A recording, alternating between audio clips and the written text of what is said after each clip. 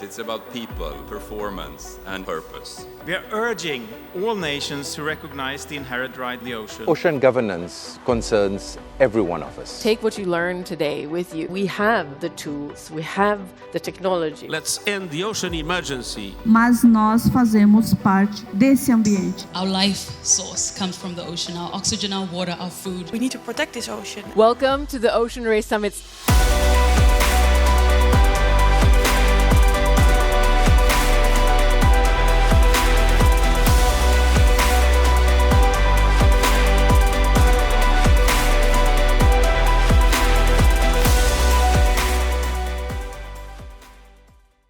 Hello, everyone.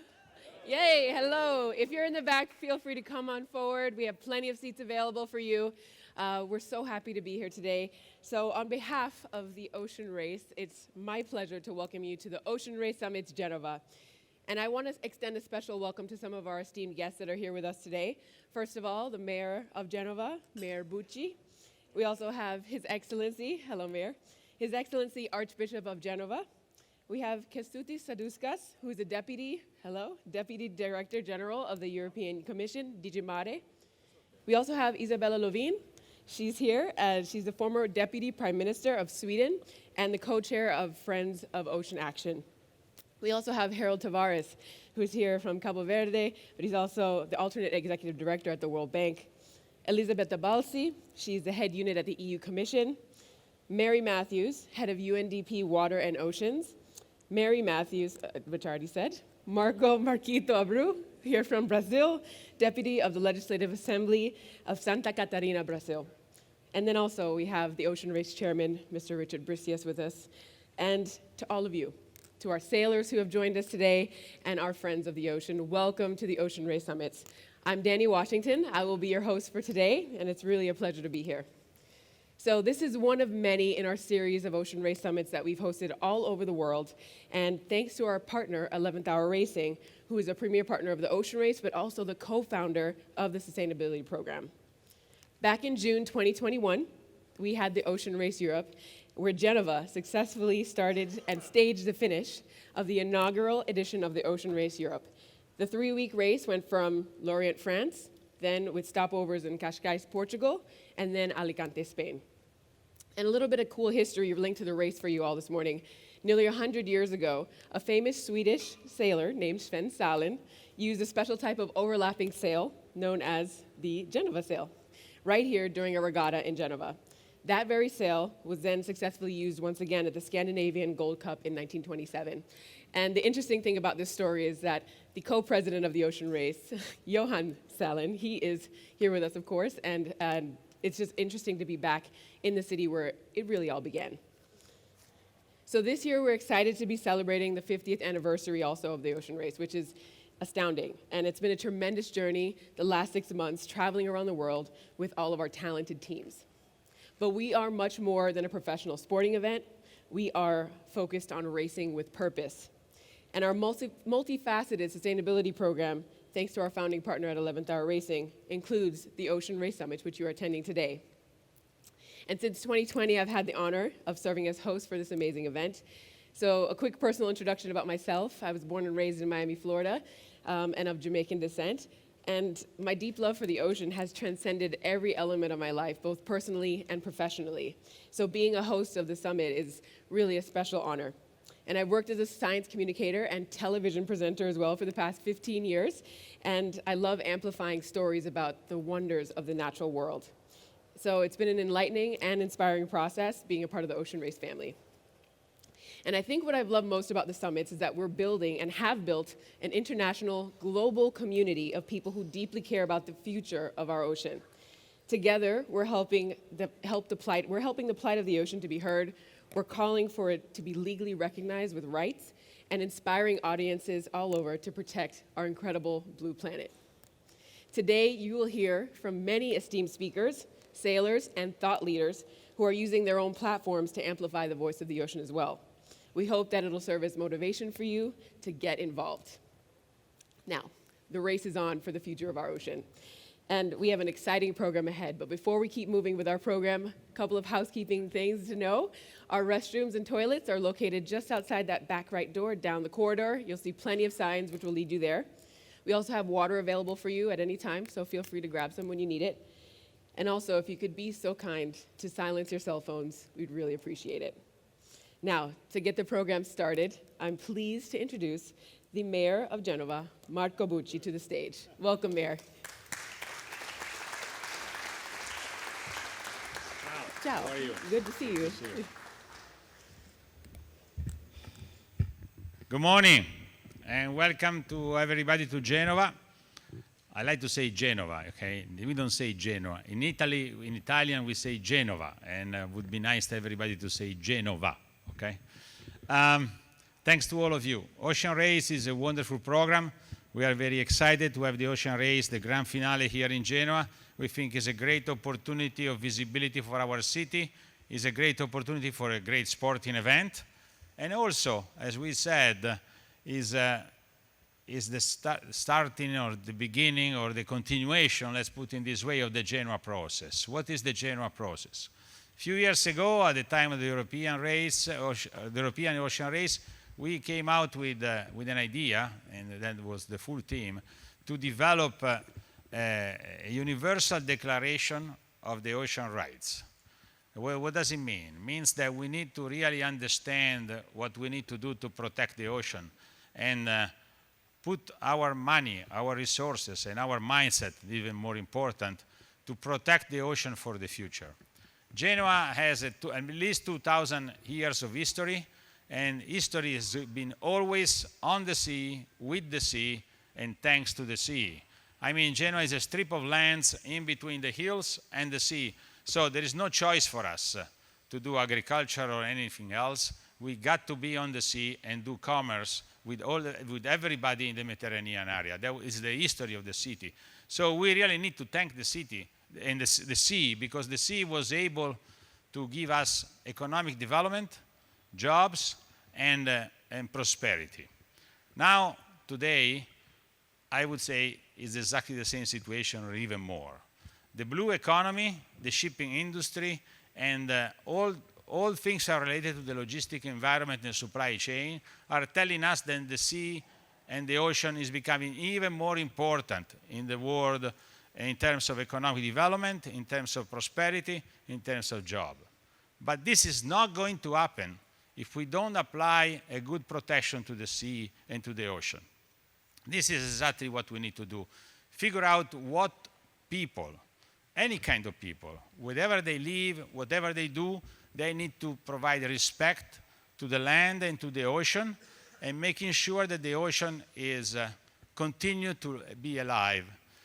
The ocean is giving us the water. Is the biggest important point of the cycle of the water. So you know better than me that you can live without the gold. You can live without the black oil. You cannot live without the water. No more than 4 days. That is the issue. After 4 days without water, we are dead.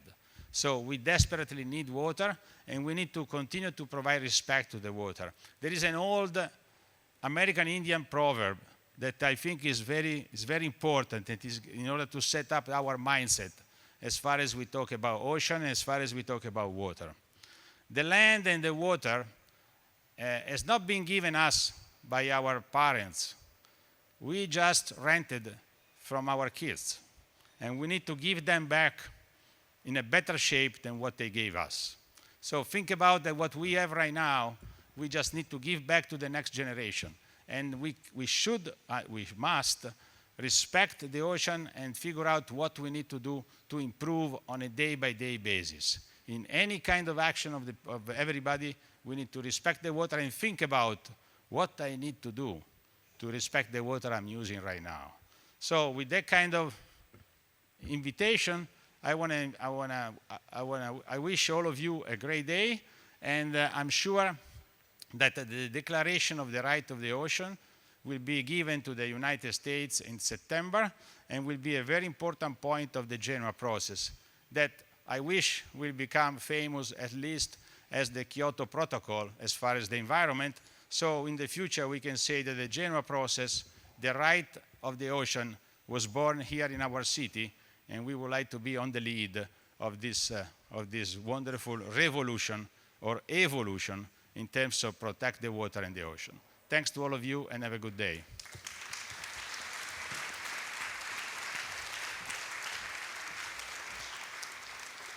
Thank you very much, Mayor Bucci. And we appreciate all of your time and insight and energy that you've put into the sustainability efforts with the Ocean Race, but also here in your city.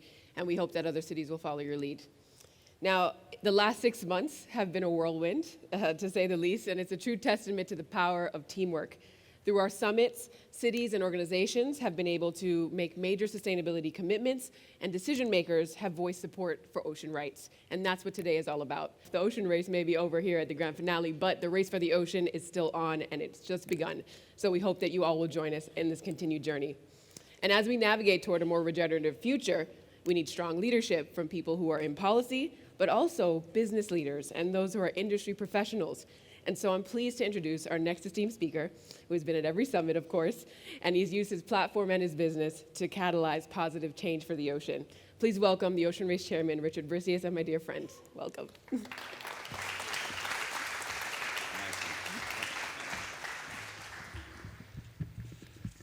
Wow, what a great morning, and soon we'll have the boats finishing their lap around the world. It's going to be a truly amazing day together. And I'm honored to have His Excellency Archbishop of Genova with us today, Sindaco di Genova, Marco Bucci, Presidente Comitato Direttivo of the Ocean Race, Evelina Cristilin, and Presidente del Porto Antico, Ferrando, the Rear Admiral Nannini, very important in this process, who is with us, and the Assessore dello Sport, Bianchi, and the Deputy Director of DG Mare, Saudauskas, Harold Taraves from the World Bank, who is with us today, and Isabella Levine, the co-chair of Friends of Ocean Action, and of course, local hero Antonio Di Natale. It's a great pleasure to be with you all here today, Excellencies and friends of the ocean. And today is a special day because we are here on an historic moment. It's the first visit of the Ocean Race to Genoa and to Italy. And I'm truly grateful to our hosts, to Mayor Bucci and the whole Genova community for creating this partnership, which I think is the beginning of a long, long story together. This is our 50th anniversary of the Ocean Race this year, and we're looking forward to another 50 years. And as we heard, his city has 2,000 years of history, and it truly has a long relation not only to the ocean, but also to the world. And few competitions can claim to connect the world more completely than the Ocean Race, because this is a race that circles the globe. This is a race where East meets West and North meets South, over 33,000 nautical miles of wonderful blue ocean. And this is a race where you ultimately have the final test of a team coming together. And 35 years ago, I got lucky. I sailed into Italy, came to Italy for the first time by sailboat, and then I went on and raced around the world in the Ocean Race. And I was on a crew of 13 Italians, 1 Frenchman, and 1 Swede, who was me. And I was also the youngest. That was an experience. It was amazing, it was thrilling, and it was pretty hard, I must say. We spent weeks after weeks out on the wonderful blue ocean in no wind, in big storms, in snow blizzards, and in boiling heat. And this race really changed my life for good. Because as a sailor, you get this special bond to the ocean. You care for the ocean, and you respect the ocean. And this is a photo that I took on board back then, 35 years ago. It's one of the crew members, Franco Cattai, who is in the galley back then, dividing the plastics away on board. And it was, for us, 35 years ago, unthinkable to throw plastics in the ocean. And I show it not only because Franco Cattai, who's a race legend and a Genova boy, is with us here today, but it is to underline that it's in our DNA to look after the ocean as athletes in the Ocean Race. Our purpose for the Ocean Race, it is to motivate people to do the extraordinary and to contribute to a healthier ocean and planet. And together with our partner, 11th Hour Racing, we have set up a Racing with Purpose program. We do this by a science program that you just saw glimpses of here, gathering over 4 million data points only during this race. We do it by learning program, improving ocean and literacy amongst young children. And we do it by campaigns such as the One Blue Voice campaign. And we do it very much through these Ocean Race Summits, where we drive for improving our relationship with the ocean and to improve ocean governance. And I've had the privilege of taking part in all of the ocean summits since the first summit in the current series, which was here in Genova in 2018. And once the summits were initiated by Volvo's vision of the race as a leader towards a more sustainable future. But every summit is unique. Every summit has a new team, and every summit has a new format. And since 2018, over 100 outstanding speakers and thousands of participants have been to these Ocean Race Summits. And some of the examples of the results just over this past year has been thousands of energized attendees in the summits that have been inspired by the solutions and announcements made, entrepreneurs who have showcased groundbreaking solutions and products, policymakers who have announced radical frameworks. 7 mayors have declared support for ocean rights. The first resolution for nature's rights was adopted at state level in the USA. 7 innovation workshops have been held in the Genova Process involving over 150 experts around the world, resulting in verified global principles underpinning ocean rights. And through the participation of leading policymakers who are also with us here today, the summit has really established itself as one of the world's leading forums for solutions for ocean health and ocean rights. And through the summits, we have established a pathway for ocean rights and for stronger ocean protection in global decisions through our support of several governments, such as Seychelles, Cape Verde, Monaco, and organizations like the IUC UNESCO, UNDP, the IUCN, Mission Blue, and many, many more. And at the Ocean Race Summit, we have really laid the foundation for what Mayor Bucci referred to as our Universal Declaration of Ocean Rights. Now, you are here today because you are selected as leaders and as influencers with the ability to drive influence and improve the state of the ocean. So the coming 2-3 hours requires pretty full-on concentration if you're interested in making smarter decisions for the ocean, if you are interested in becoming a sharper leader, because I don't agree necessarily with all that will be said, but there is a lot of good words that will be said. And of course, part of what we will discuss here today are, of course, ocean rights. And to me, to have an ocean rights perspective in discussions and decision-making, it means that we, in a very natural way, will be linking our policies to the fundament of our history and our future. And with an ocean rights perspective, we will make better decisions for future generations. And with an ocean rights perspective, we will base our decisions on the reality that as humans, we are merely one of many species on this planet. Everything is connected, and the ocean is the powerhouse, the mothership of nature. In sport, we believe in fair play and following the rules. And the first rule of sailing says that we shall give any help possible to anyone in danger at any time. And we are always on alert to help anyone in danger at sea, be that a friend, a competitor, or a desperate migrant. And this is a fundamental human rights matter for us. And we apply this same principle for the ocean.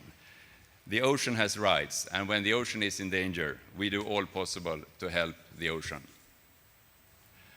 And finally, in closing, I just would like to talk about hope and the future. Today, soon you will hear about the very successful MPA. It stands for Marine Protected Area, and it's just outside the Portofino Peninsula down the coast here. And I have personally seen this area changed with my own eyes. I having dived there in the 90s before the MPA was created. And then after the creation, more dives. And it's truly remarkable to see the visible difference only a few years later when this was created. And I sometimes think about this MPA outside Portofino when we relentlessly, and like many of you, we work every day towards a healthier ocean. And sometimes we want action to happen faster, we want change faster. But I'm reminded that just like the sailors in the ocean race, we need to be resilient, we can never give up, because there is hope. There is hope in seeing how quickly the ocean can recover if we treat it well and acknowledge the rights of the ocean.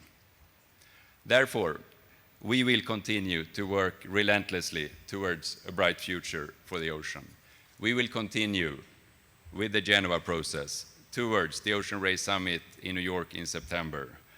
We will continue towards the next Ocean Race Europe in 2025 and the Ocean Race around the world in 26-27. And we will continue to follow Rule 1. And we will continue to raise our voice for the ocean. So thank you all. Let's do our best together today. Benvenuti and grazie tutti.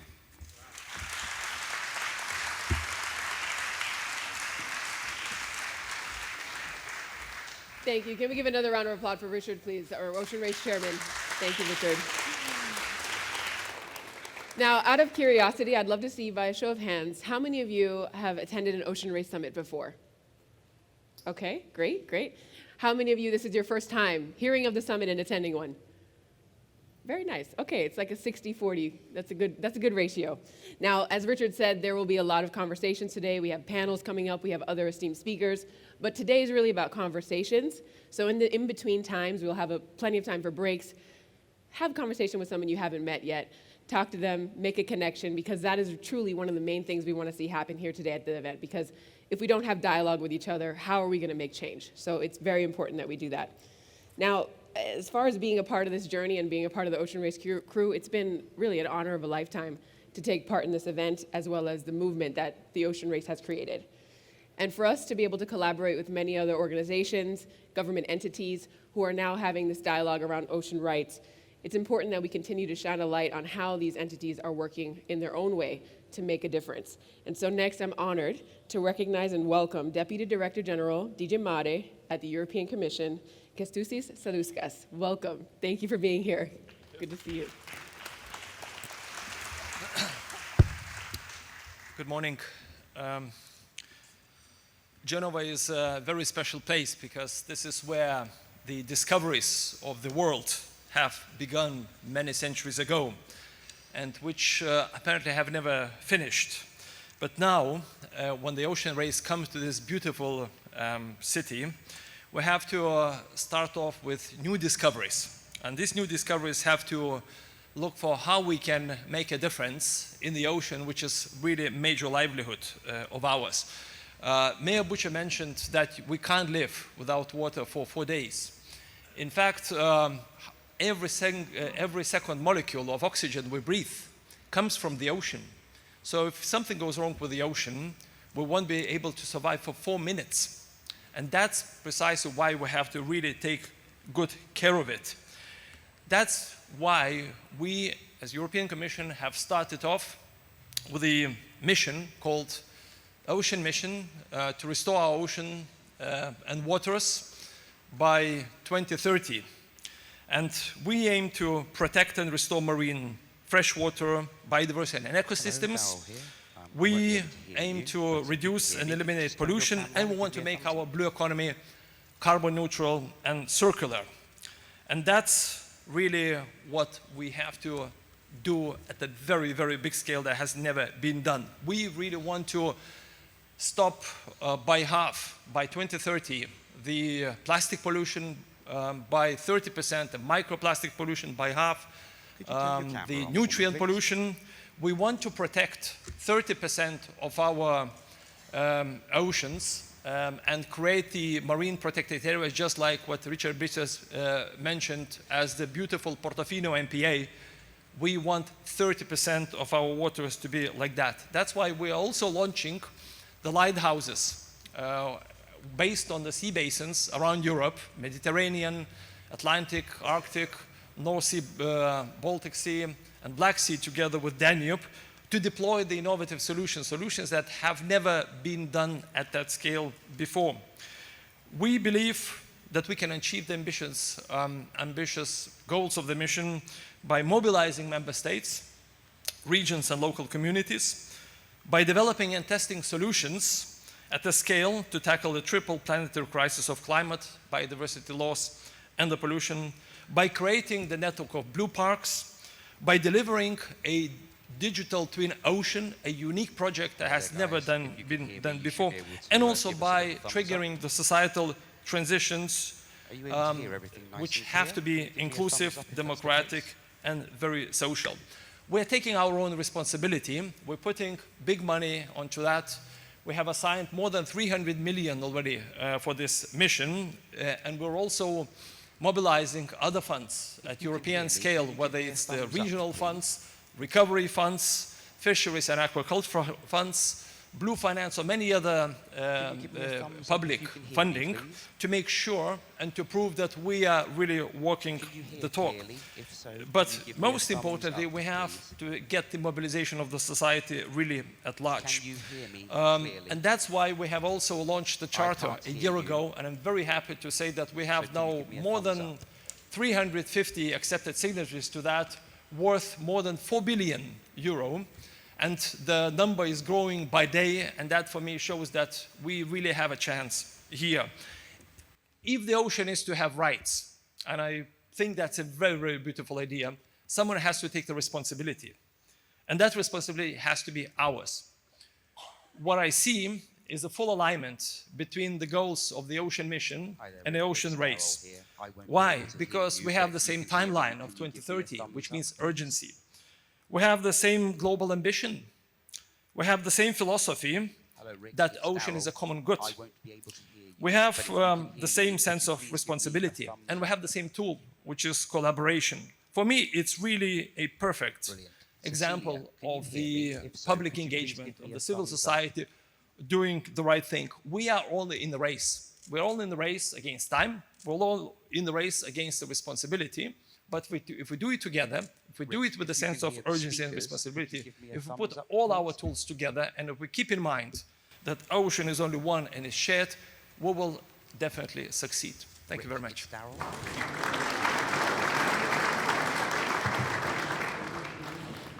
Thank you very much, Kęstutis. We really appreciate you being here, and I know that the Ocean Race takes it very seriously to be a part of the Mission Charter, and we'll be talking more about that later on during our panel with your colleague Elisabetta Balsi, which would be great.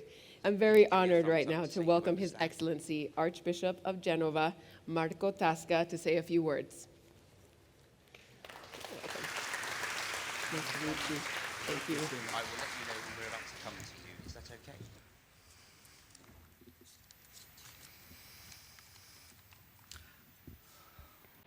Buongiorno. I try to speak in Italian.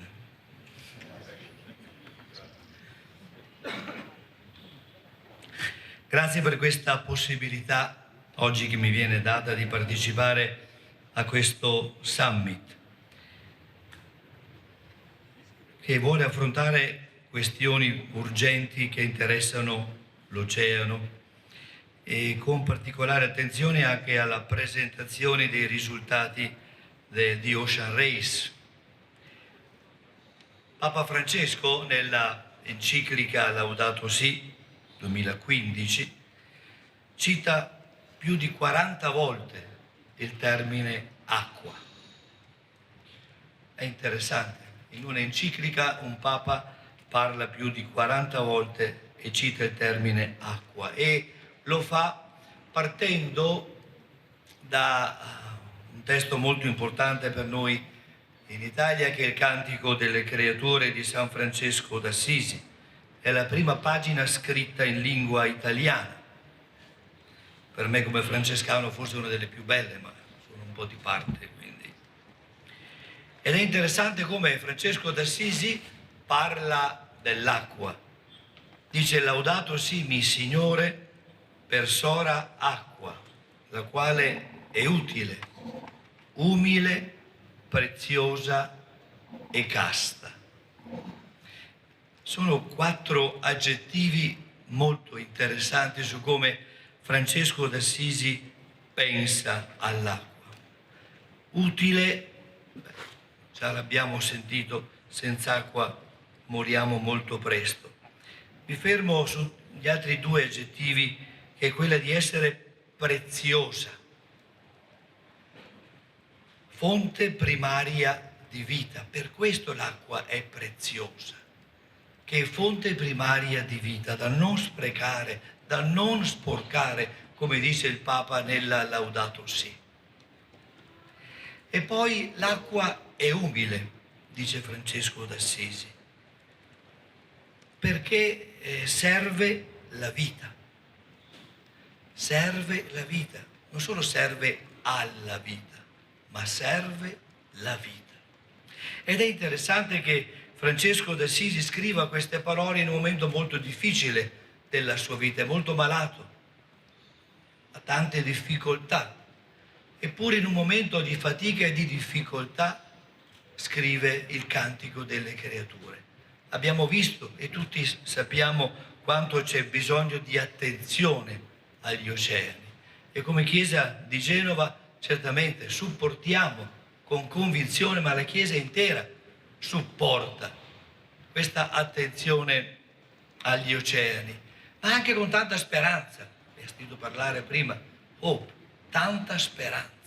Anche nelle difficoltà noi sappiamo che stiamo camminando sulla strada giusta e questo ci dà la forza. Quindi grazie davvero per questo incontro, grazie per questa partecipazione. Credo che il Signore, io come credente ci credo profondamente, benedica questo summit, benedica questi incontri e come dico spesso, benedire non è una cosa magica, ma come in italiano vuol dire bene.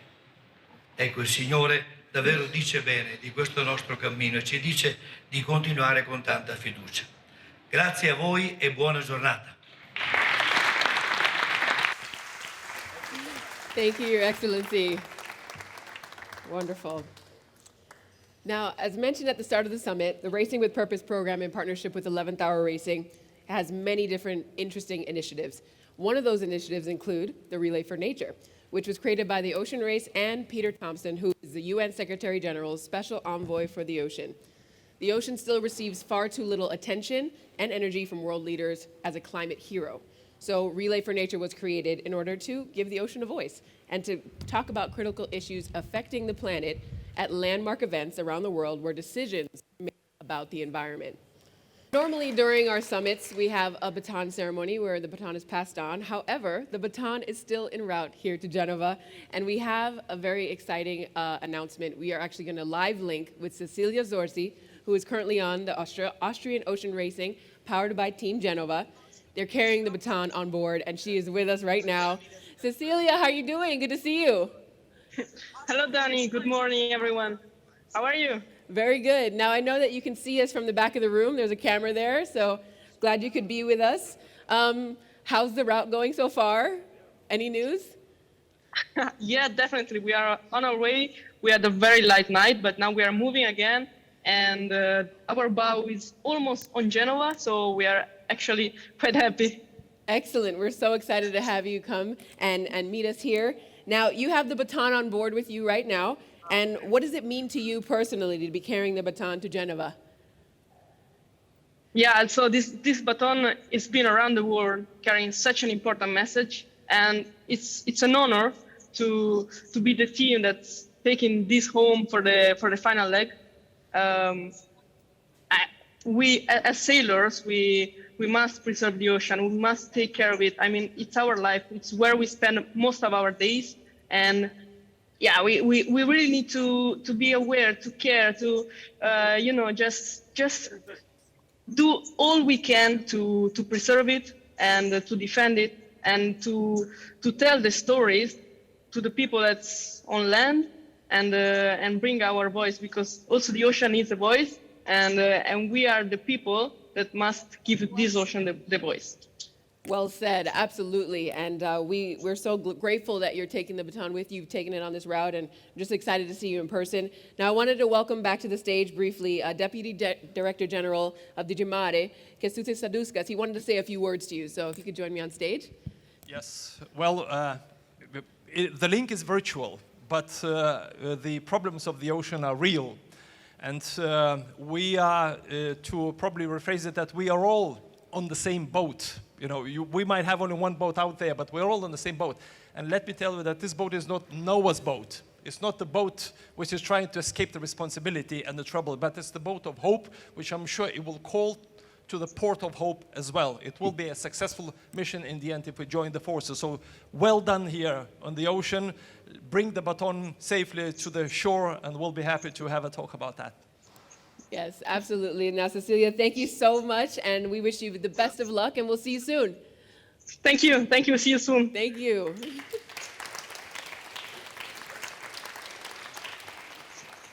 Excellent.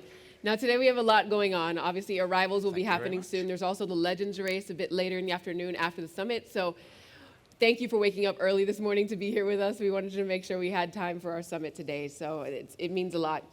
Now, the next part of our presentation here, we saw the recap video from the beginning of the morning where we talk about all of the achievements of the Racing with Purpose program to date. But now, regional representatives have signed a letter of support about a declaration of ocean rights.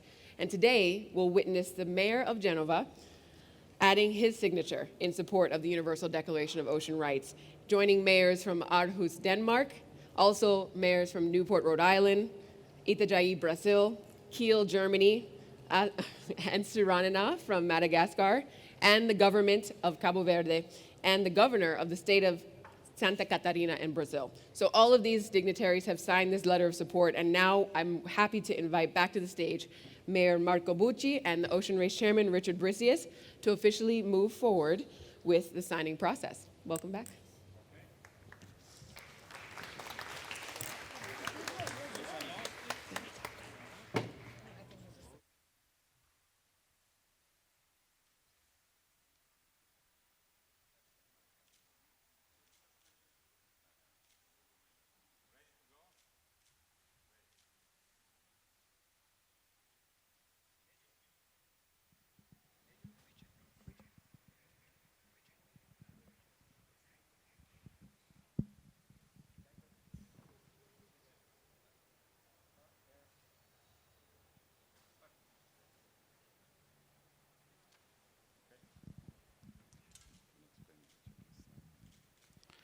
Yeah.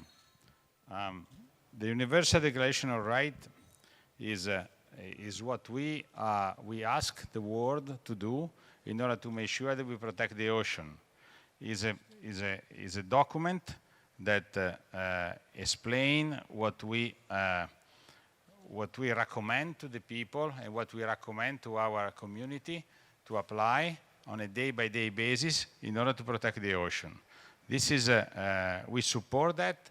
We support and we do our best in order to make sure that our community is respecting the declaration and is protecting the ocean for the future. We are truly committed on that, and as the other mayor around the world, we think this is the right thing to do, and we will do it. Thanks. Thank you very much, Mayor Bucci. And I can only pay testament to your early support for this mission. You were the first who stepped on board, and you didn't waver a second. You said, this is the right thing to do. I will support this for the future generations, for my kids and for other kids.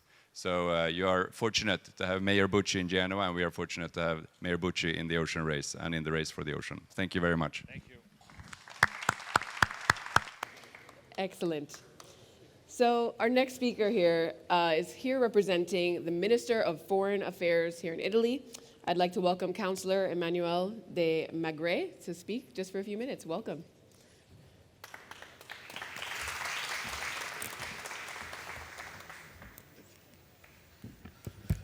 Thank you very much, Mr. Mayor, Excellencies, ladies and gentlemen. I would like to thank you, first of all, for inviting me here today for this important event, and thank you, the Ocean Race, for hosting it and for the whole initiative.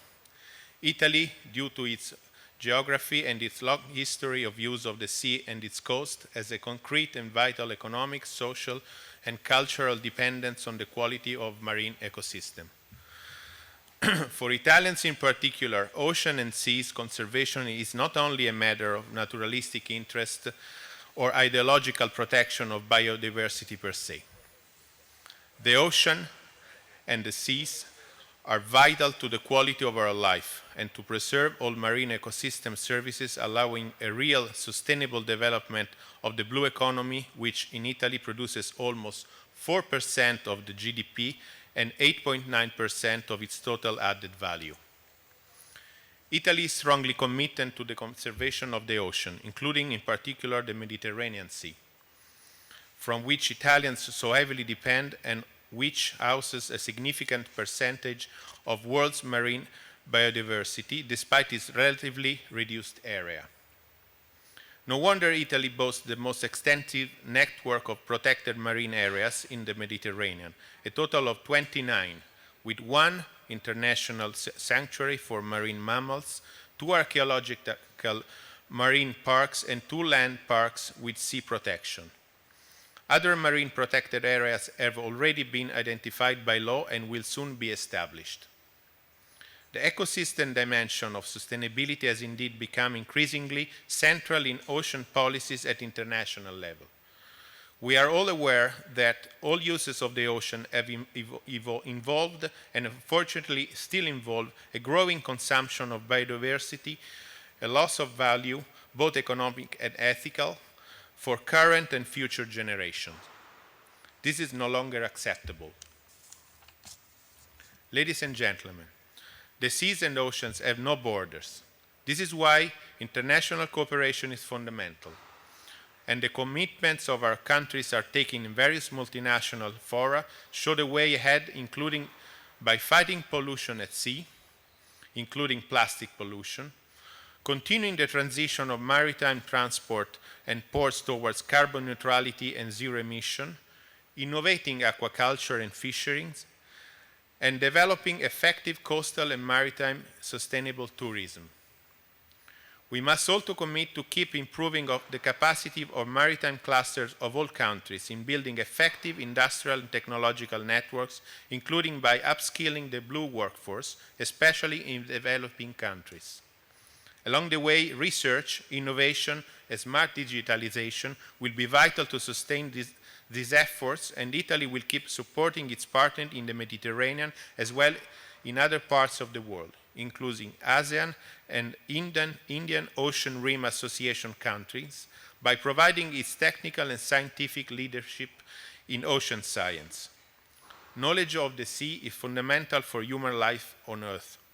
Disseminating and making scientific data on the oceans public and easily accessible will multiply knowledge tools on the sea and help to develop more effective models for the protection and restoration of marine and coastal habitats, while at the same time encouraging the development of a sustainable blue economy and enable mitigation and adaptation to climate change. As responsible members of the international community, we are part of a complex international architecture. We are called upon to protect the ocean and the seas, marine resources, for the benefit of current and future generations. Thank you very much.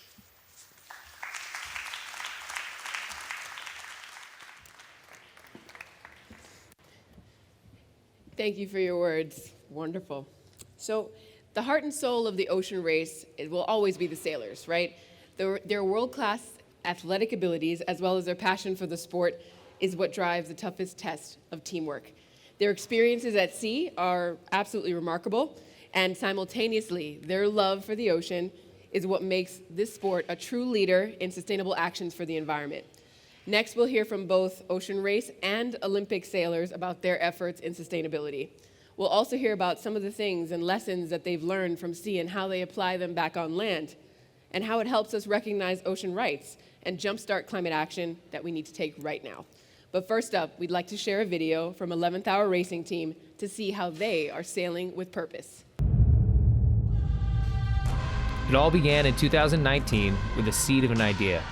We set off on our mission hand in hand with 11th Hour Racing to compete in the world's longest, toughest team sporting event, the Ocean Race, with a campaign that would take the message of innovation around the world for solutions for ocean health. Sustainability is at the heart of every single operational decision we make. We've brought together the very best sailors, engineers, electricians, riggers, boat builders, logisticians, and shore support drawn from all four corners of the world and set about designing a brand new boat built to perform on the water with all Mother Nature has to give. Traditionally, building boats is a pretty unenvironmentally friendly process. These boats are made of carbon fiber. They require a tremendous amount of resource and energy going into making them. So the approach for us was, how do we try to win this race, but do that through a slightly different lens? We measured everything to optimize the build process, from the energy used to the materials consumed, and this allowed us to accurately assess the footprint of an IMOCA race boat. We replaced over 100 kilograms of carbon fiber and epoxy resin with alternative materials, such as recycled carbon, flax, and bioresin. In 2010, an IMOCA boat was about 300 tons of carbon emitted. Today, 10 years later, it's twice that. And this is the opposite of what we should be trying to achieve. Our research was all published openly in our design and build report and has been used to influence rule changes for future IMOCA boat builds, an important step to reduce our collective impact within the sport. We built this incredible boat, but how could she catch the eye and promote our values as she raced around the world? We worked with Van Orton Design, cool Italian designers renowned for their eye-popping color schemes and unique art. Abbiamo iniziato quasi proprio a sketchare, a disegnare, rappresentando i valori che ci erano stati indicati dal team, i valori della salvaguardia dell'oceano. This is supposed to have an emotional response and try to get engaged with ocean health. And at last, after a year of COVID-19 hiatus, in August of 2021, our brand new boat rolled out of the shed for the very first time. After final tweaks, Malama, meaning to care for and protect in Hawaiian, touched down, ready to race. Our On the Water campaign had begun. Racing, training, refits, we packed it all in. And on January 15th, 2023, after 2.5 years of preparation, the start of the Ocean Race was upon us. Ahead of us lay 37,500 miles in some of the planet's most inhospitable waters, including a 5-week stint in the notoriously challenging Southern Ocean. As we waved goodbye to our friends, family, team members, and the thousands of public on the dock, the anticipation was palpable. The day had finally come. We've had highs, many highs, but also lows, challenges and frustrations when exhaustion overcomes us and all we want to do is sleep. But we can't stop. We can never stop. We have to keep racing. There's always someone pushing just as hard as us. And as we race, we continue to work for ocean health.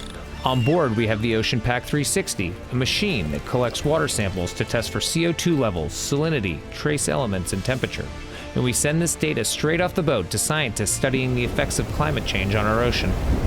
Providing really valuable information that's really, really difficult to get for anywhere else. Effectively filling in the blanks and helping to create a better understanding of what's going on in our ocean. Make the climate data and the understanding of the climatology much better. And we've deployed 3 buoys which send weather information by satellite to meteorologists, and the data comes back on board to give us updated weather routing information, all in the name of science.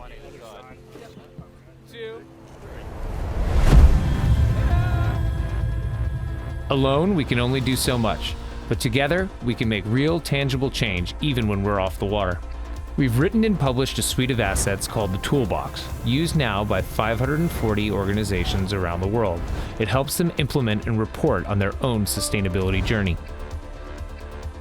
Leaving a positive legacy in every place we visit is part of our mission.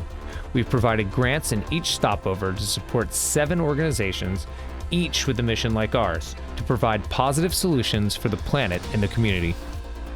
And they set us to work, digging community gardens in a township in Cape Town, supporting river cleanups, joining incredible young people in Brazil for a morning of rowing, and developing a global initiative for water footprint compensation in The Hague. And as we race, we share our story far beyond where we race. We speak to audiences all around the world, online, in person, in videos, and in the media, using our platform of world-class sport to inspire change. So far, there have been over 20 billion opportunities to see content featuring our team, our story of competition, innovation, performance, and sport, all in the name of ocean health. And all along the way, we've kept on monitoring, measuring, insetting and evaluating our footprint. And for the first time ever in the history of the race, our campaign will draw down 20% more greenhouse gases than we have emitted, highlighting our planet-positive approach.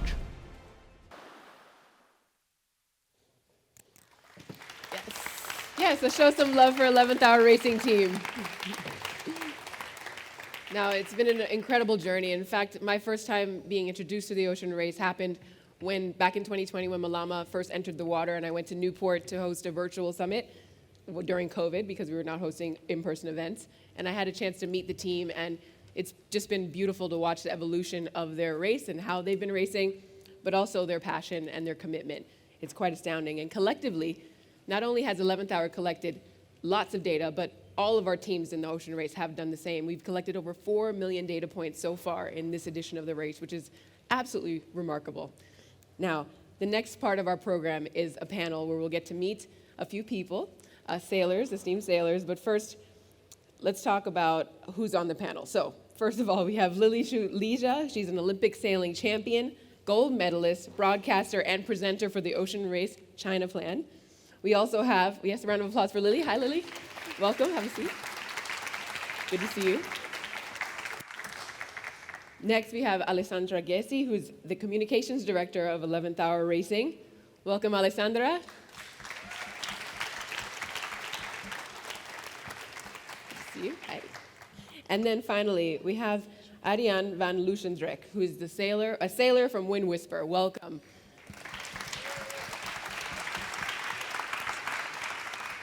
All right, well, we can have a seat. It's always refreshing to be on a panel with my fellow ladies. It's great to see you this morning. Thank you for everything that you've done so far in this edition of the race. I've been reflecting quite a bit this week, and it's hard not to feel a little bit emotional, but also just so proud of everything that our teams have accomplished. And especially for you all as women, we'll get into this a little bit later, being a part of the industry of sailing and being a part of the sport itself comes with a lot, but we'll talk about this shortly. What I want to also acknowledge is behind me, you'll see on the screen, we currently have 4 names, including Francesca Klapczyk, who is currently on the water on her way here. And many of you, I'm sure, are aware of the unfortunate accident that happened in The Hague that left 11th Hour coming back 72 hours later than the rest of the fleet, which means she'll be in town just in time for the import race. But the good news is we have a video that she sent in for us, so we'll watch that in just a few minutes. So let's go into questions. Ariane, let's start with you. Tell us about this leg coming into Genova for the grand finale. How was it? Congratulations on winning the VO65 Sprint Cup. This is such exciting news. How was it? It was amazing. It was super cool to leave my hometown and go all the way around Europe. So many different coastlines, many different weather patterns, and of course super cool to come to get into Genova with such a big lead and win the race. Did you have any challenges on this route? Were there any things that happened in particular that were memorable? Yeah, it was, for us, the start was super close racing with all the English Channel, all the boats were very close together. And we managed to escape the very light winds we had there.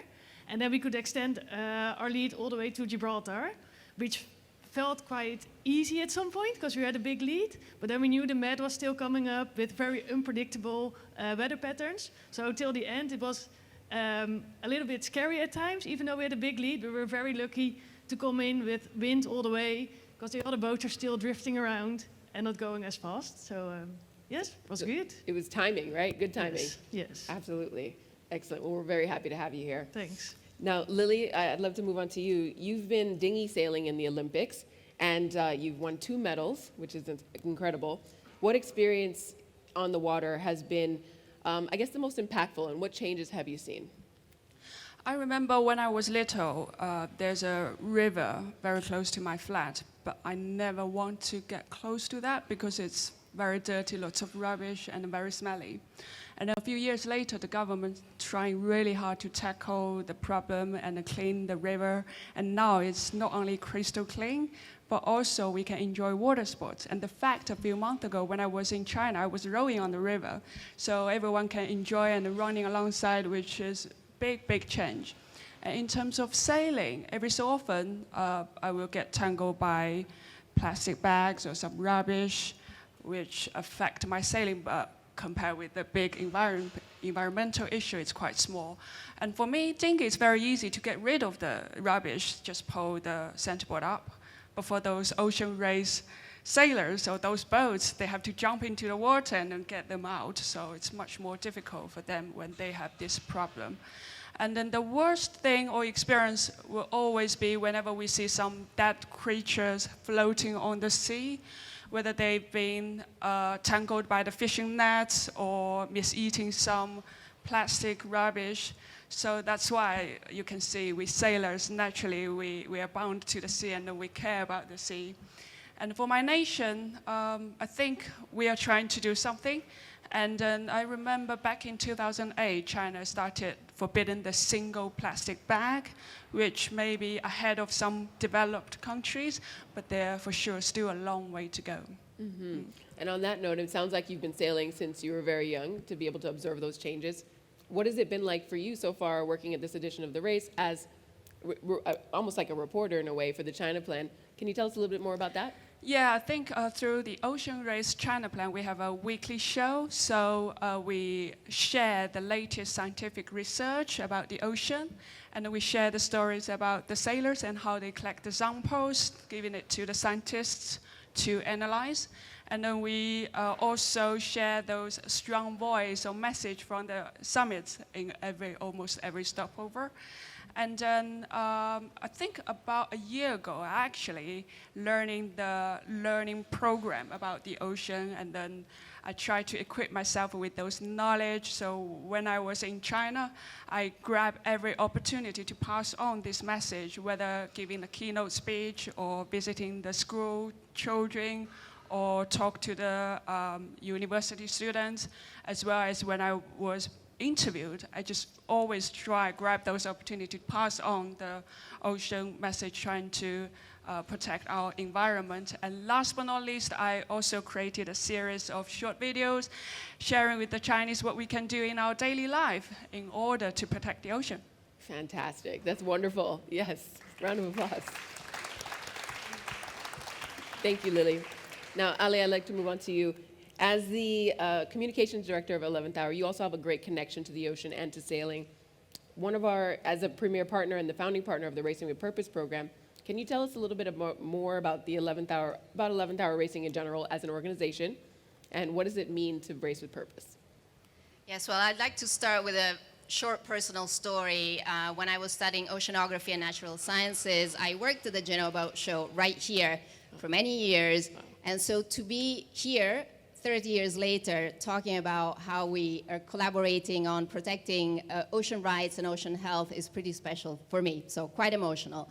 And I would say in 30 years, certainly the landscape of the ocean has changed, and that takes me to the sense of urgency that we represent with 11th Hour Racing. The name 11th Hour Racing means that we are racing against the clock to protect ocean health and ocean rights. We are at the 11th hour. 11th Hour Racing is an international organization. We are based out of Rhode Island in Newport, and we work with coastal communities to find and implement solutions for the ocean. And we are, let's say, a little strange because we merge philanthropy and traditional sponsorships, and so we leverage and support teams and large events without selling a product. We sell a concept of sustainability.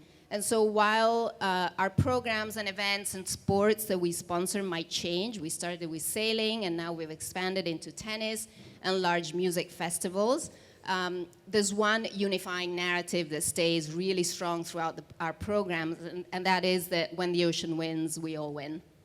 Couldn't be more true. When the ocean wins, we all win. I love that. And you're also diving into filmmaking as well, because there was a premiere that happened in Newport during the stopover. Can you? Yeah, well, when we talk about communication, I feel that we need to take some risks in order to really capture hearts and minds of people. We have to push the boundaries, and I would say that we took a bit of a risk in producing this film called Shaped by Water. We brought together a skier, professional freediver, and the 11th Hour Racing team to talk about water and the natural water cycle through a completely different lens that nobody else has done before. And that meant that hopefully people who watch and will watch this film when it becomes public will be able to understand and learn about water through a different perspective and a different lens. Fantastic. Well, let's take a quick, brief moment to hear from Francesca and see the video that she sent us. She's a double Olympian and trimmer with 11th Hour Racing Team, and she's still making her way home. Hi everybody, Francesca here from 11 Hour Racing Team, and as you can see, unfortunately I'm gonna miss the in-person event of the Ocean Summit in Genova because we're still in the middle of the ocean, and actually, you know, even being in the middle of the water, in the middle of the ocean, is one of the main purpose of our team. We are not only racing against competitors in a really tight race, but we are also race with a purpose that's ocean health. For us, it's really, really important. You know, it's like the race is a platform to showcase the big issue that our ocean has and what can we do to actually solve this problem. It's time to act, and the time is now. Being underwater, of course, gives a lot of perspective and how little we are compared to this incredible mass of water that surround, you know, our planet, and it makes you even feel more how important it is to take care of it, because the ocean is actually taking care of us, and we owe it.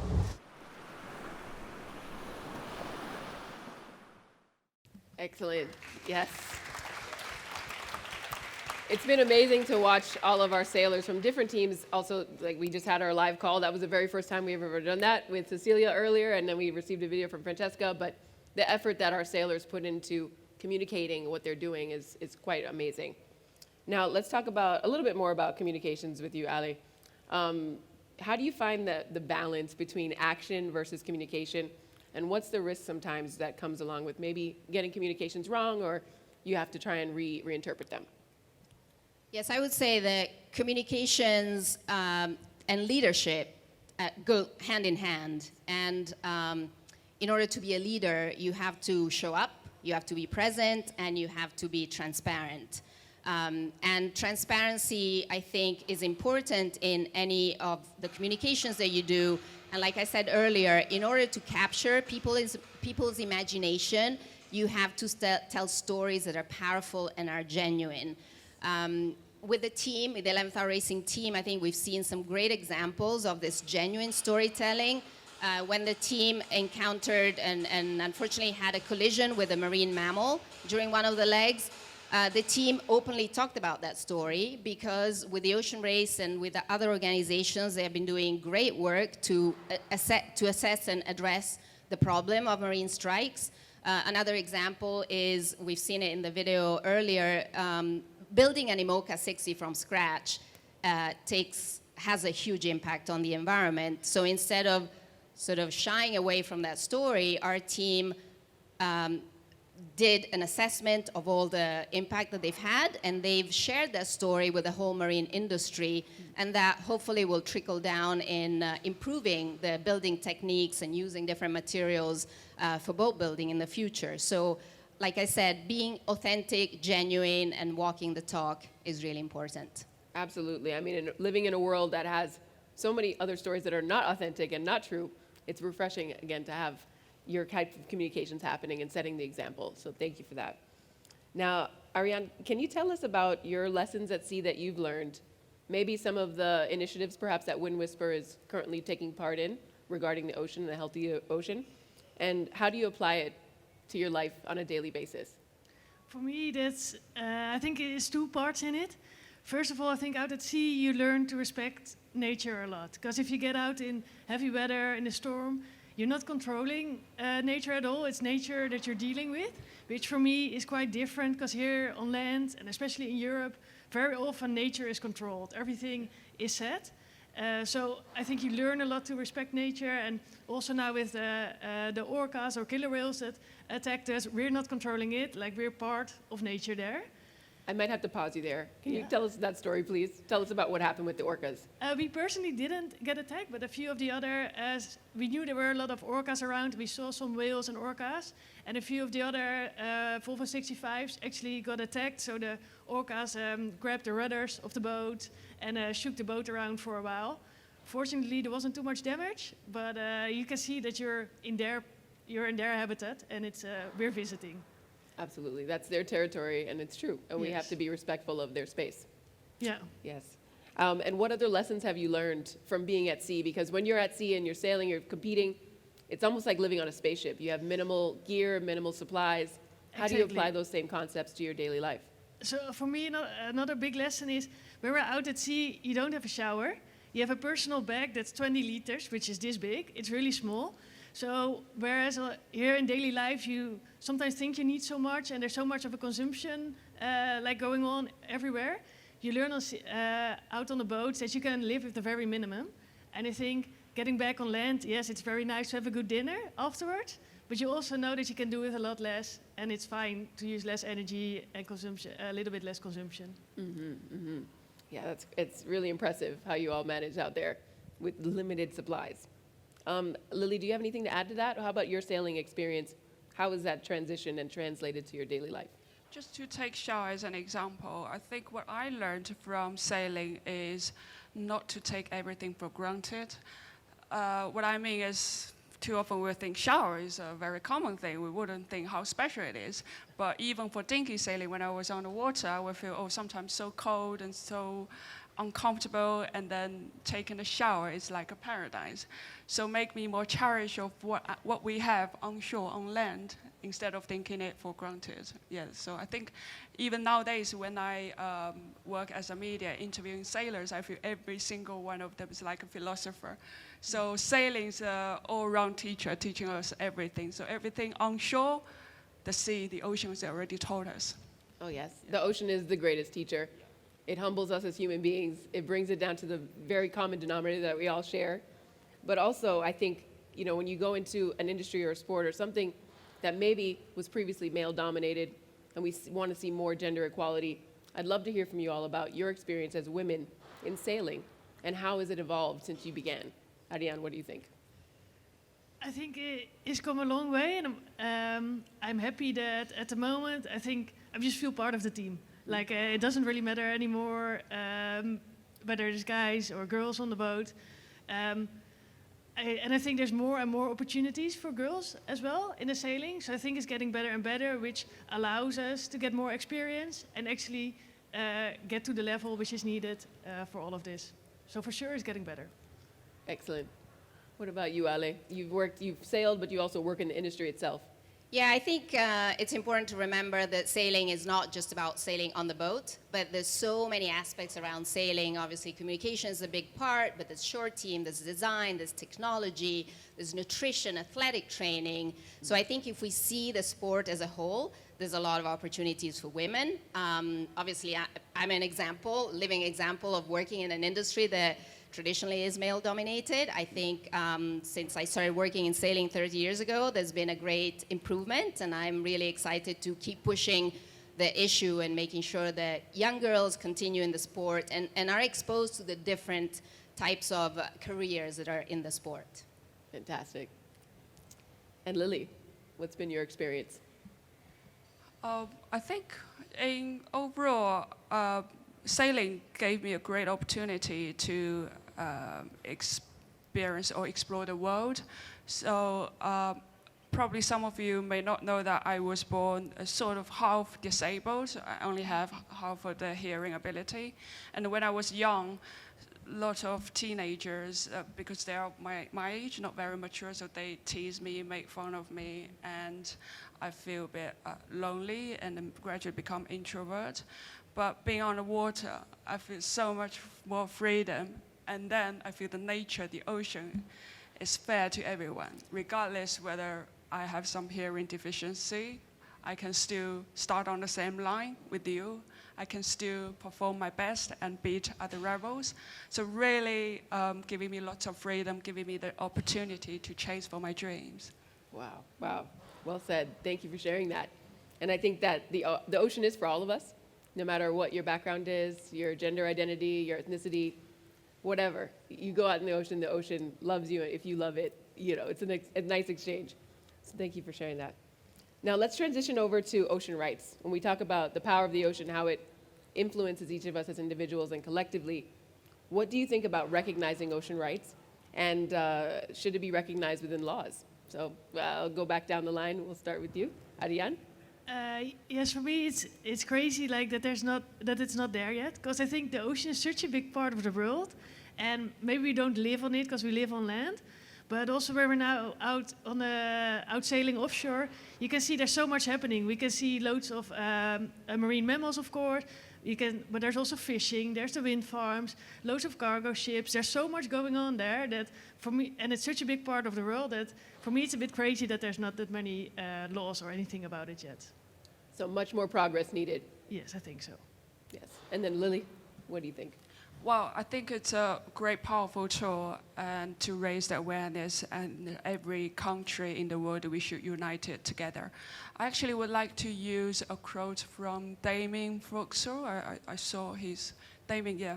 So when I interviewed Damien, one of the answer he said really touches me. He says, everyone's using the ocean, but no one's looking after it.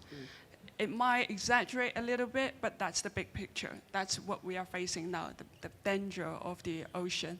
So I think we should really unite every single one, every single nation all together to raise the awareness and to protect the ocean.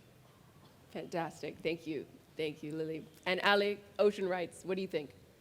As a communicator, I firmly believe that the ocean is a living entity by itself. And I'm really excited to share stories and expand people's knowledge about this magical world that is below the surface. And I think it's really important to remember that, life started in the ocean. Life will continue only if the ocean is healthy. And so the ocean is the giver of life. And as human beings, we have rights. The ocean should definitely have its own rights. Wonderful. Thank you, Ali. Thank you, Ariane. Thank you, Lily, for being here today.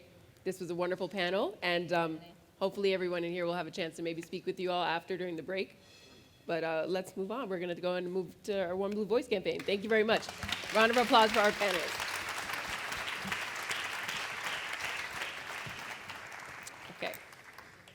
So now I'd love to share with you one of the main initiatives of Racing with Purpose, which is the One Blue Voice campaign. And we need your help to stand up and speak up for the ocean. So how are we doing? Is everyone doing okay? Do we need a stretch break? Do we need to shake it out a little bit? I've been able to walk up and down, so I'm getting my blood flowing. But yes, the One Blue Voice campaign is amazing, and we've been taking it around the world with us during this edition of the race, collecting signatures. And so far, over 28,000 people have signed on to the movement. But we still need your help, we still need your support and your signatures. Our goal is to get to 50,000 signatures by September. Our team here with the summits will travel to New York in September to be a part of the United Nations General Assembly week, and then present this One Blue Voice campaign to help ignite and encourage, perhaps, right, the resolution for a universal declaration of ocean rights. Now, this campaign is very important because we need to show public support. Not only do we have governments, we have political leaders, we have scientists supporting this, but we need everyday people to be a part of it as well. So to talk more about ocean rights and policy, we have two esteemed guests with us today. Please help me welcome Antonio Di Natale, who is a marine biologist, special advisor to the Ocean Race on Ocean Rights, as well as Secretary General of the Genova Aquarium Foundation. Welcome, Antonio. Good to see you. Thank you. Welcome. Thank you. And then next, I'd like to welcome Lorenzo Sciano Di Pepe, who is University of Genova, from the University of Genova Sea Study Center. Welcome. Hi, Lorenzo. Excellent. Okay, ocean rights. Let's get into it. Antonio, I'd love to begin with you. You're a part of the core group of the Genova Process, which we have a meeting coming up on Thursday as well. Can you tell us a little about the process, what it entails, and also who's involved, who's a part of the process, and what is your part in the process? Well, when we decided to go on this way, it was necessary to establish a roadmap. Because, of course, the process is not easy. Is involving a lot of competences and expertise. It was necessary to deal with different point of views and so on. So together with the colleagues of the Ocean Race, it was decided to set up a process, and with the strong support of the municipality of Genova, and we set up what is called the Genova Process, as the mayor said before. It's it's a roadmap. It's a roadmap with several components. The two main components are the summits and the innovation workshop, but plus the core team for ocean rights, that is an internal organization made by the Ocean Race with Richard, Joanne, Patricia, Lucy, and who else? Andrea, the full team of the Ocean Rights working on this. Plus a group of experts with Mamta, Rachel, Bronan, Kelly, Michelle, and myself. Michelle from the Earth Law Center. Yeah. Right. Michelle Bender. And we work very hard on this with a continuous meeting, more or less every 2 weeks we had a meeting discussing several steps of the process, trying to find the best way to communicate what the idea was and is. The idea is a dream, but it is also a need for the ocean, because the idea we have and the dream we have is to recognize the right of the ocean, which is a change in paradigm in terms of the legal point of view. Because with this process, we are going to propose a document to the UN General Assembly that will be a discussion document at the beginning, supported by some states, and trying to have the support of the UN General Assembly.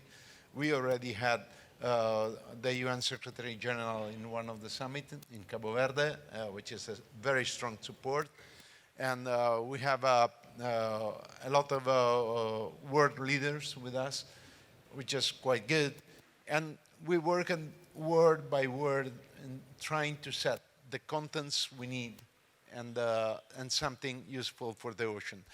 We have always to consider that the ocean is our life support system. Without the ocean, we cannot live. We cannot have a water cycle. And we wrongly call our planet Earth. It should be planet Ocean. Yes. Because ocean covers more than 70% of the global surface. So it's something that we must recognize, and we must acknowledge that the ocean has rights, and I think there's something that we have to fight and to work together for having this type of general framework. Absolutely. Framework and a roadmap, as you mentioned, that's necessary in order to be able to present it to our world leaders and to see how it can be implemented in the future from that perspective. So, Lorenzo, thank you, Antonio. Lorenzo, from a legal perspective, you have lots of experience here. Can you tell us about your experience teaching about it at Genova University, but also how about the current legal frameworks for protection of the ocean here in Italy? What is it like when it comes to ocean, like the ocean itself right now, and biodiversity rights, and how is it being protected? Thank you, Danny. We have a lot out there, in fact, in terms of internationally, in terms of rules. That does not mean that we have enough. New risks, new threats are continuously discovered, and so the international legal framework should not be taken as a static element, but something which develops and should develop continuously. In Italy, we benefit from additional layers of marine environmental legislation. Being part of the European Union, we heard from European Union's representatives today, the EU is doing a lot in terms of legislation which protects the environment, and we benefit from that, especially when it comes to marine biodiversity. Italy is also part, and that is also important to note, of a different regional system, which is so-called Barcelona Convention system, which brings together countries that belong to the Mediterranean basin in order to protect the marine environment in the Mediterranean Sea. And that is particularly worth noticing because we are talking of countries belonging to 3 different continents, among which dialogue is not always easy, but they find a platform for development when it comes to the protection of the marine environment, because they see this as a common concern. And as you mentioned, the dialogue can be difficult sometimes, and also for those who are not involved in policy or law, the jargon that comes along with policy is very confusing sometimes. How have you been able to perhaps dissect that jargon and help your students, for example, understand a bit better about how ocean protection works? Well, I have to do that because I'm fortunate enough to teach classes to which both law students and political science students participate. So I need to try to be as clear and straightforward as possible. I need to use a jargon which is useful for both of them. They benefit from being in the same class, in a class with different students. But it is also true that the younger generation need to understand the jargon if they want to be professional in whatever field is related to the environment. Fantastic. Thank you, Lorenzo. Now, Antonio, what do you think about Universal Declaration of Ocean Rights and how it's helping the current legal system and frameworks? Well, the Universal Declaration of Ocean Rights is our goal. It's our final goal. We plan to have it by 2030, that the end of the UN decade for the ocean, and it is our goal to have the declaration at that time. As we have seen with BB&J negotiations, it's not an easy job. It will take a lot of discussions, a lot of negotiations, working on the single words, trying to refine them as much as possible. But it's a way to reach something that we absolutely need. And the Universal Declaration will be one among the others and will work together with the others. Because we have the human rights, the ocean must have its rights, and only joining all the efforts can be possible to do something. Something positive for the planet, then positive also for us. It will take time. We are not crazy dreamers. We are quite realistic. And so we need support for this. Support by the states, by the organization, by the NGOs, by the sailors, and by the people living around the ocean. That's the reason why we always consider also the indigenous people and the communities living around the ocean, because they have a culture, an ancient culture, and the ocean is something important for them, not only for the resources, but also for philosophical issues. So it's quite important to take this into account. And you mentioned the BB&J, which is also known as the High Seas Treaty, correct? Yes. So I'm curious to hear from you, Lorenzo. When you look at the High Seas Treaty, how do you see this being affected positively or otherwise when it comes to recognizing ocean rights? The High Seas Treaty is undeniable a major step forward. Bottom line is waters beyond national jurisdiction, which used to be without rules, are now subject to a system of rules. That's major. But of course, the approach is a traditional one. It's something different from what we are talking about today, something different from what Antonio is advocating. Of course, the High Seas Treaty finalized, it's not the end of the story. The treaty will have to enter into force. It needs to be ratified. So it's an ongoing story. That's one of the problems with international instruments.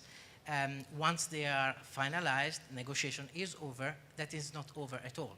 In order to be effective, they must enter into force. That needs the support in terms of ratification by member states, and as many ratifications as possible, because that would mean that the rules that are embodied into them expand in terms of scope of application globally and worldwide.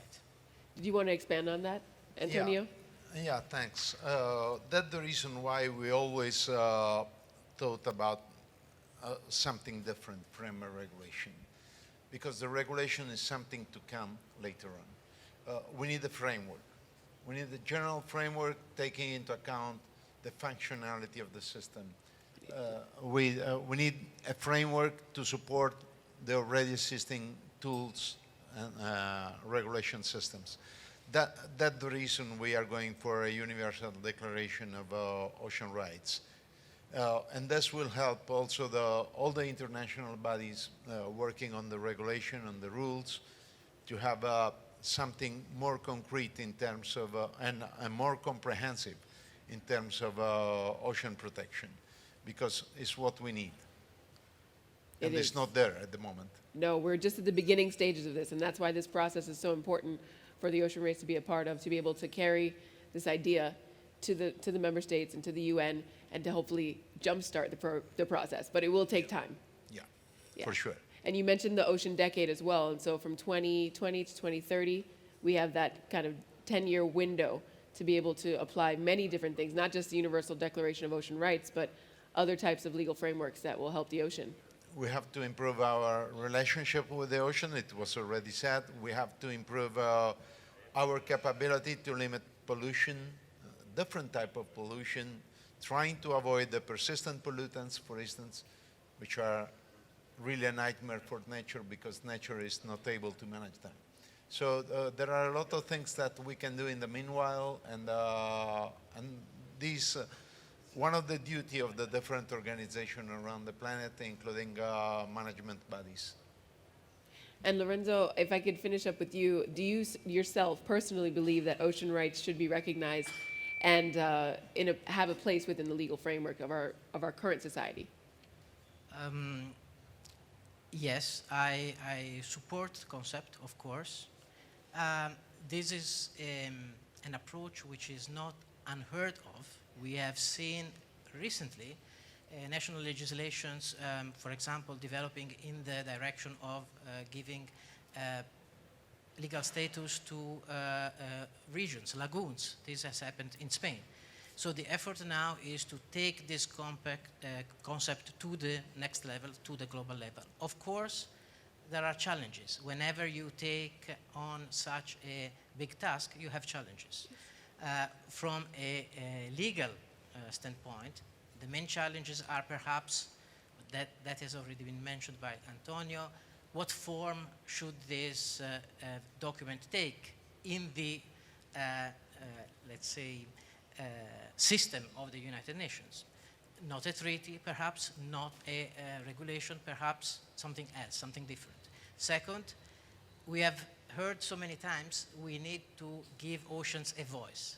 But the ocean can't speak. Dolphins can't speak, or maybe they can, but we don't understand them. So who should be able to speak on behalf of the ocean? This is also crucial, because depending on who's speaking, you may hear different messages.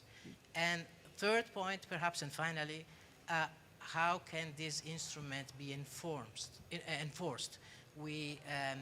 An instrument is as important as it is possible to enforce it, in fact, and to monitor its enforcement. So these, I think, are the crucial tasks and the crucial challenges that must be taken on board by those involved in the process. Thank you, Lorenzo. Well said. Antonio, Thursday there's another Genova Process meeting happening here. What are you anticipating and hoping will come out of that meeting? And we'll finish with that. Well, there will be another innovation workshop, and the innovation workshop are there for discussing the results of the summits, but also for refining some parts of the process already done, refine the wording, refine the concept. It's a continuous process, and we are there for trying to get the best possible document before the discussion at the UN General Assembly. Fantastic. Well, thank you both very much for your efforts and energy put into pursuing ocean rights. We really appreciate your knowledge and expertise. Please give a round of applause for our panelists, Antonio and Lorenzo. Thank you both. Okay, so I have some good news. We are about to head to our break, so you can stretch your legs and get a refreshment. Before we start that, I just wanted to share a quick story. So as I mentioned in the beginning of the summit, I've worked in ocean conservation for many, many years. I studied marine biology, but I've also had a lot of adventures around the world underwater. And so back in 2021, I had the chance to meet a very interesting friend inside of a cenote in Mexico. Now this friend, his name is Panchito, and this is a resident crocodile that lives in a cenote in Mexico, in Riviera Maya. And this Casa cenote was very special because it's brackish water. It's a mixture of salt and fresh water coming together to create this beautiful crystal blue, which you just saw, crystal clear blue water. I think of moments like this, adventures that I have in the ocean with marine life, as my beacon, my star, as I continue this work as an individual, but also collaborating. And that thought, that memory of whatever marine mammal or animal that I see underwater, that is an anchor that allows me to understand that my connection with the ocean is special, but so is yours. All of us have an opportunity to connect with the ocean in a very special way. And a friend and mentor of mine named Dr. Wallace J. Nichols wrote a book called Blue Mind a few years ago. It was a New York Times bestseller. And he explains the facts that humans, we have an intrinsic attraction to water. When we're in, near, or around water, we enter this kind of blue mind state where we're creative, we're in flow, we're focused, and it's just a beautiful impact that we can recognize that our oceans provide, but not just oceans, rivers, lakes, streams. So I'd like to encourage you during our break to think about your blue mind moment. Where is that water for you? Maybe it's not the ocean, maybe it's your pool, maybe it's your bathtub, or maybe it's a local river or lake. But whatever it is, I encourage you to share that with somebody, meet somebody new. Well, it's all connected, right? Water is all connected. And so I hope you enjoy the break, but before you go, we also mentioned the One Blue Voice campaign. You can join and add your signature to the campaign by scanning the QR codes that you'll see on the screens. Very simple. It literally takes you 30 seconds to do. So definitely do that during the break. And finally, enjoy yourself. Have a good conversation. We'll see you back here in 15 minutes. Thank you all so much.